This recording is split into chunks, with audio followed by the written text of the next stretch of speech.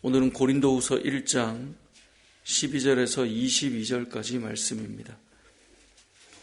이제 오늘부터 고린도후서 말씀을 보겠습니다. 말씀을 전하는 사람의 입장에 말씀을 듣는 사람이 그 사람에 대해서 신뢰를 하지 않는다거나 우호적이지 않을 때 그 사람들에게 복음을 전하는 것은 사실 상당히 어렵습니다. 그러니까 지금 예를 들면 제가 설교를 하는데 저에 대한 신뢰가 없는 회중이 앉아있다라고 해봅시다. 그럼 말씀을 전하는 것이 얼마나 불편할까요? 또 뒤에서 이런저런 말을 하고 있는데 목자로 그 사람들을 섬기고 있다. 정말 힘들죠. 교회에서 뭔가 일을 하는데 누군가가 나에게 신뢰를 하거나 또 우호적이지 않은데 그 일을 여전히 감당하고 있다. 참 어려운 일입니다. 오늘 본문에 등장하는 바울이 이 고린도 교회에 편지를 쓰고 있는데 사실 바울이 그 입장입니다. 바울은 늘 너가 정말 사도가 맞느냐 항상 이러한 말을 들어왔어야 했고요. 오늘 본문의 상황을 보면 바울이 뭔가를 계획을 했는데 이 계획을 좀 수정한 것 같아요. 그것 때문에 고린도 교회 성도들은 바울에 대해서 상당히 불만이 많았고 바울이 어떻게 저렇게 경솔하냐, 어떤 일을 할 때 저렇게 경솔하고 우유부단하게 행동할 수 있느냐, 지금 이런 상황에서 바울이 고린도 교회에 편지를 쓰고 있는 것입니다. 그러다 보니까 바울 입장에는 참 쉽지 않은 그런 마음으로 아마 편지를 쓰고 있는 것일 겁니다. 왜냐하면 오늘 본문에 보면 우리가 지금 읽은 본문이 바로 그 내용입니다. 내가 왜 계획을 수정했는지, 그러니까 고린도 교회 성도들에게 그가 변명하고 그 오해를 풀기 위해 이해를 시켜야 되는 그 상황, 그것이 이제 오늘 본문에 담긴 내용이거든요. 특별히 우리가 오늘 읽지 않았지만 1장의 시작을 보면 고난에 대한 이야기부터 먼저 시작해요. 뭔가 이 사람이 좀 소통이 되는 가운데 고난에 대한 이야기를 하면 그래도 좀 이해가 되죠. 그런데 나에 대해서 불편함을 가진 사람에게 그 고난도 유익하다라든지 이런 말 하는 건 진짜 어려워요. 왜냐하면 안 그래도 마음이 나랑 안 편한데 고난에 대해서 하나님의 위로가 더 클 것이다 이렇게 이야기하면 그게 쉽게 받아들여지겠습니까? 근데 그 이야기부터 지금 1장 1절부터 시작해서 11절까지 먼저 꺼낸단 말이죠. 참 어렵지 않은데 바울이 그 이야기를 한 다음에 12절에 우리가 읽었던 이 본문에서 바울은 자신에 대해 오해하는 고린도 교회 성도들에게 이제 말을 하기 시작합니다. 12절에 보니까 이렇게 말해요. 너희에 대하여 하나님의 거룩함과 진실함으로 행해왔다. 그러니까 바울이 고린도 교회 성도들에게 말해요. 그들은 오해하고 그들은 사도성에 대해서 이 불만을 가지고 또 이 바울에 대해 경솔하다 말하고 그렇게 지금 이야기하고 있지만 바울은 하나님 앞에서 거룩하게 진실하게 너희 앞에서 행했다. 그리고 우리가 육체의 지혜로 한 것이 아니라 하나님의 은혜로 지금까지 이 일을 행해왔다. 그러면서 14절에 보면 너희가 우리를 부분적으로 알았지만 주님 오실 그때 결국 돌아보니까 너희가 나의 자랑이 되고 우리의 자랑이 되고 우리가 너희의 자랑이 되는 그날이 올 거다. 지금 오해하고 이렇지만 결국 지나보면 그게 아님을 알게 될 거다. 이게 이제 바울의 마음인 것입니다. 그리고 나서 15절부터 16절까지 원래 계획이 무엇이었는가를 설명하고 왜 그 계획이 틀어졌는가 이제 설명해요. 어찌 보면 바울도 교회 성도들에게 그게 왜 그랬는지 하나하나 설명해야 되는 일들이 참 많았을 것 같아요. 그것이 이제 15절 16절인데 내가 이 확신을 가지고 너희로 2번 은혜를 얻게 하기 위하여 먼저 너희에게 이르렀다가, 이 말은 뭐예요? 이 너희가 지금 어디 교회입니까? 고린도 교회잖아요. 그러니까 먼저 고린도 교회로 갔다가 16절에 너희를 지나서 마게도냐로 갔다가 다시 마게도냐에서 너희에게 고린도 교회로 갔다가 그리고 나서 너희의 도움을 받아서 유대로 가려고 계획을 했다. 이제 이게 15절과 16절의 내용이에요. 근데 바울이 고린도로 가지를 않았어요. 그러니까 이런 거죠.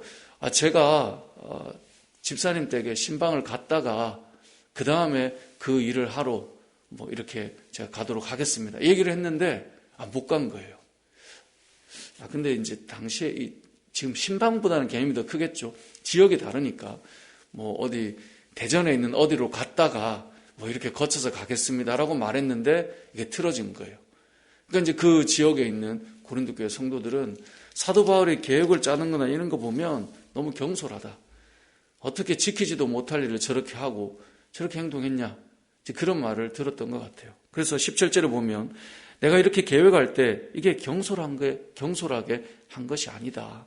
그러면서 혹 계획하기를 육체를 따라 계획하여서 예예하면서 아니라 하는 일이 내게 있겠느냐. 이게 무슨 말이냐면 그냥 내 생각을 따라 막 이렇게 하자 저렇게 하자 이렇게 한 게 아니라는 거예요.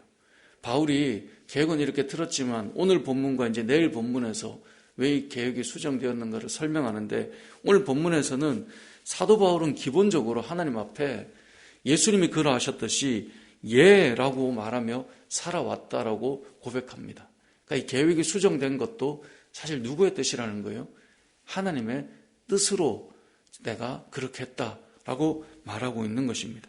그래서 18절, 19절, 20절을 계속 보면 다 이것이 예라고 말하고 아니라 함이 없었다. 지금까지.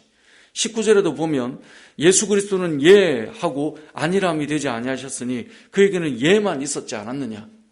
그것처럼 하나님의 약속은 얼마든지 그리스도 안에서 예가 되나니 20절입니다. 그러므로 그로 말미암아 우리가 아멘하여 하나님께 영광을 돌리게 되느니라. 그러니까 성도는 하나님께 어떻게 영광을 돌립니까? 아멘. 이것으로 영광을 돌리는 겁니다. 예전에 어떤 분이 자기보다 좀 아랫사람이거나 본인의 마음이 불편하면 자기는 아멘 하지 않는데요. 근데 성경은 이렇건 저렇건 하나님의 뜻이면 아멘 할 때 영광을 돌려드리게 되는 것입니다. 그래서 어느 교회든 가보면요. 저도 여러 교회를 다녀봤지만 교회를 가서 은혜가 있는 교회는 뭐가 있냐면 아멘이 있어요. 은혜가 있는 곳에 아멘이 없는 그런 일이 있다. 그런 일은 절대 없어요. 오늘 본문이 그 이야기를 해주는 거예요. 하나님의 말씀이 있는데 아멘이 없이 아니다. 이건 없다라는 거예요.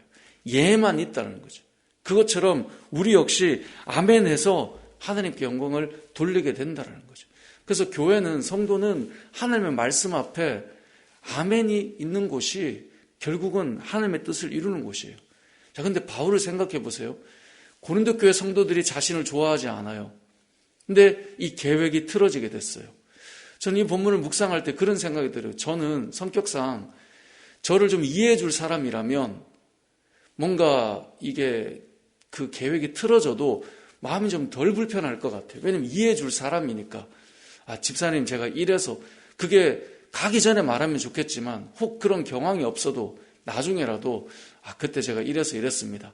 마음이 편해서 제가 하나님의 뜻이 이것일 때 그걸 수정해서 할 수 있을 것 같아요.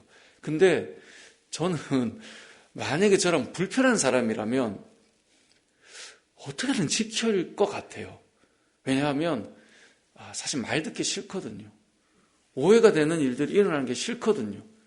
분명히 하나님께서 야 이렇게 하면 좋겠어라고 했는데 하나님 이거 이렇게 해놨는데 그렇게는 못할 것 같습니다. 왜냐하면 안 그래도 뭐 사도성에 대해서 이야기하듯이 안 그래도 목사라고 하는 사람이 이렇다 저렇다 말하는 사람인데 이거 제가 틀었다가는 그냥 가고 말죠 라는 마음일 것 같아요. 근데 사도 바울은 어떤 면에서는 이렇게 한다는 것 자체가 볼 때마다 참 대단한 것 같아요. 사람을 위해서 사는 삶이 아니라 하나님을 위해서 산다라고 말할 때 때로는 이건 너무 경솔하다라고 여러 비난을 받을 그런 상황임에도 불구하고 아멘하고 그 길을 간다. 때로는 멈춘다.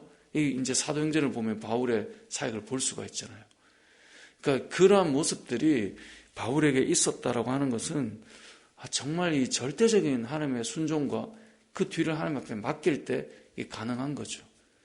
묵상할 때마다 참 대단하다는 생각이 듭니다. 아무튼 오늘 본문에서 우리가 알 수 있는 것은 바울은 본인에 대해서 여러 마음들을 가지고 있는 그 성도들에게 하나님의 뜻을 따라 내가 이렇게 가고 있다. 그리고 결국은 알게 될 것이다. 이러한 믿음의 걸음들을 걸어가고 있는 것. 하지만 그 부분에 대해서 다시금 변명하고 또 오해를 풀어야 되고 이러한 부분이 있었다라는 것, 그것을 알게 되는데 이렇게 계획을 수정할 수밖에 없었던 이유는 가장 근본적으로는 그것이 하나님의 뜻이다라고 하는 것, 그것이 이제 바울의 마음이었습니다. 저와 여러분이 이 땅을 살아갈 때 우리의 삶도 저는 비슷하다고 생각합니다. 열이면 열 다 저와 여러분을 좋아하는 사람만을 만나는 것은 사실 세상에서는 불가능합니다. 제가 예전에 어떤 분이 그런 얘기 하더라고요. 리더가 모두가 좋아하는 리더가 된다는 것은 현실적으로 불가능하고, 만약에 그런 리더가 된다면 사실 그 리더는 뭔가 분명한 방향성을 못 가지고 있는 것이다. 그런 말씀을 하시더라고요. 왜 그러냐면 어떤 일에든지 사실 모든 사람이 똑같은 생각을 가질 수는 없거든요. 근데 저도 그래요. 앞에 서 있다 보면 이렇게 말하면 저분이 마음이 불편하면 어떡하지? 이제 그런 생각이 시작되면 나중에 어떤 말을 못 하겠더라고요.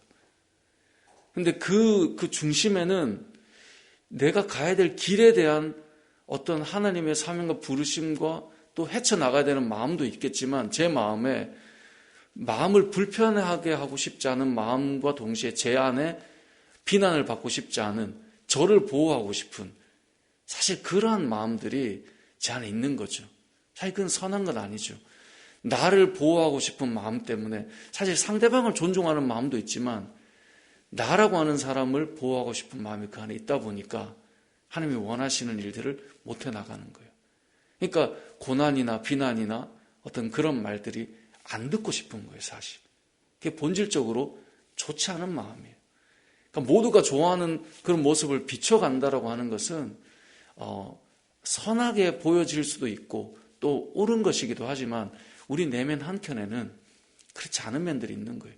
그래서 사실 이 1장을 시작할 때 고난과 환난에 대한 이야기부터 꺼내는 거예요. 주의 복음을 들고 사는 자에게는 고난이나 환난이나 비난이 항상 있는 거예요. 하지만 하나님이 위로하신다, 이 말씀으로 먼저 시작하고 그 다음 바울이 왜 그랬는가를 지금 설명하고 있는 것이거든요. 저와 여러분이 이 땅을 걸어갈 때, 또 사역을 할 때 하나님께 영광을 돌리는 삶이 되었으면 좋겠습니다. 저도 다시 한번 말씀을 보면서 하나님 앞에 나를 세우기 위한 어떤 결단이 아니라 하나님이 기뻐하시는 그 길을 묵묵히 걸어가서, 저는 이 14절의 말씀처럼 시간이 지나 보면 우리 주 예수의 날에는, 이건 주님 오셨을 그때겠죠. 그때까지가 아니더라도 시간이 지나 보면 그래 맞았어, 그래 그래도 이것이지, 그렇게 말할 수 있는 목회자, 그렇게 볼 수 있는 우리 은혜울림교회, 그렇게 볼 수 있는 우리 교회의 모든 지체들, 그런 시간이 되어서 하나님께 우리는 아멘, 이것만이 있어서 하나님께 영광 올려드리는 교회가 되고, 또 그것이 우리의 자랑이 되고 기쁨이 되는 저와 여러분의 삶이 되시길 주님의 이름으로 축복합니다. 아멘.